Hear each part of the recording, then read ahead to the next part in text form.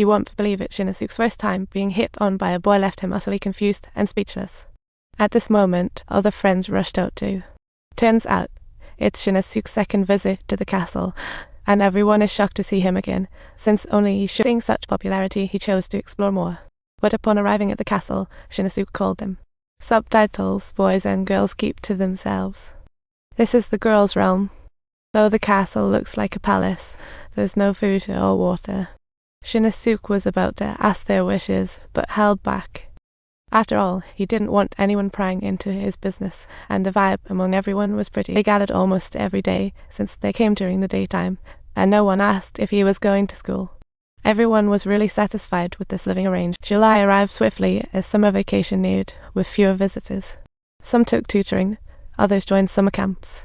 Meanwhile, he couldn't understand his math book at all. That night, his mom found her daughter wasn't home at lunchtime. She thought it was a good thing for her daughter to get out more, but her mom's sudden arrival home made her feel a little down. Her mom, seizing the rare opportunity, decided to have lunch with her and then brought up the arrangement for the Freedom School. Teacher understood her school aversion and agreed to meet when free. Just like that, a 2-month-long vacation flew by, and what shocked everyone was that Shin-suke actually dyed his hair a different color. However, at that moment, Shin-suke couldn't hold back anymore. It turned out everyone had avoided school, facing ridicule and ostracization there. This truth, then, Lying stepped up, and he was the only one actually attending school, though he was in a boarding school in Hawaii, encouraging students to play soccer in nature. At first, Lying thought all were international students, but the teacher didn't know these people weren't in school. Shin-suke then said he'd returned to school to do what they couldn't, and left.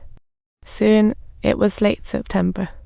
That day, Shin-suke returned, but now he bore a few scars. Having lost the initial enthusiasm, he was mentally sending out vibes that screamed for mercy. Luckily, everyone accepted him back and even invited him to play Ludo with them, and Jin had predicted all of this long ago. After Shin-suke returned to school, he tried to chat up classmates and treat them, only to find his pockets empty. Consequently, he had a spat with his classmates and ended up in this state. In the end, only the castle accepted him back, and Jin noticed that she had been visiting less. It turned out Jin recently started dating someone and even asked them to keep it a secret. That night, she bumped into Mr. Nato while holding the envelope. Showing up unannounced was a bit rude, but the teacher understood her feelings about not wanting to go to school. He said she could come anytime, and left some red tea on his way out. Next day, people in the castle grew uneasy as it was October, with less than 6 months left, though no one seemed to care. They were secretly on the lookout, and since there were no clues, they agreed to team up, but even when they found something, they wouldn't rush to make wishes. They all loved the castle, and none wanted to leave early, so they searched separately. Amazingly, no clues were found all day. Just when they planned to leave, the butler finally appeared, because they had united at last. He came to explain, after a wish is granted, they'll forget this place. However, if they didn't find the key by the end, then those memories would stay with them forever. It was their choice to make. Immediately, Jin decided to fulfill her wish, as they'd never met anyway. At that moment, Jin shared her experiences at school, saying it was the first time she felt genuine fear at home. But just after sharing, she couldn't hold back her tears. This was something she had never told anyone. Out of empathy, Jin hugged her tight. Fast forward to November, they searched every day with no clues. However, Lying stumbled upon a mysterious device that felt oddly familiar. She operated it skillfully. The huge music box burst into sound. Everyone gathered to see what happened. Just then, a scream came from the living room. They rushed over to find Jin sprawled on the floor. Seeing everyone come in, she immediately pretended everything was fine and then realized she was still in her school uniform. Turns out, they were all attending the same school. Lying went to Hawaii before school, and Jin was stunned to find so many people skipping class. Seeing this, Mr. Wang sighed.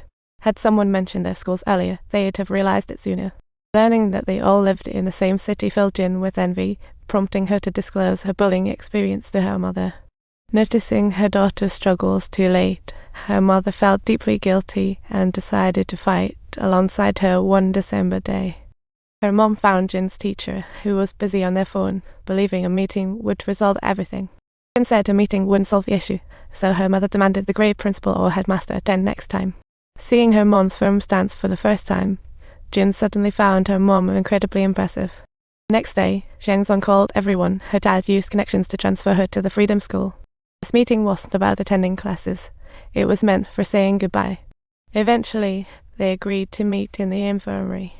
When learning her daughter would be attending school again, her mom took time off to support her. Jin rejected her mom's offer, mustered courage to enter school, and saw Xiao Meng at the door. Both remained silent, unable to speak, creating an awkward atmosphere.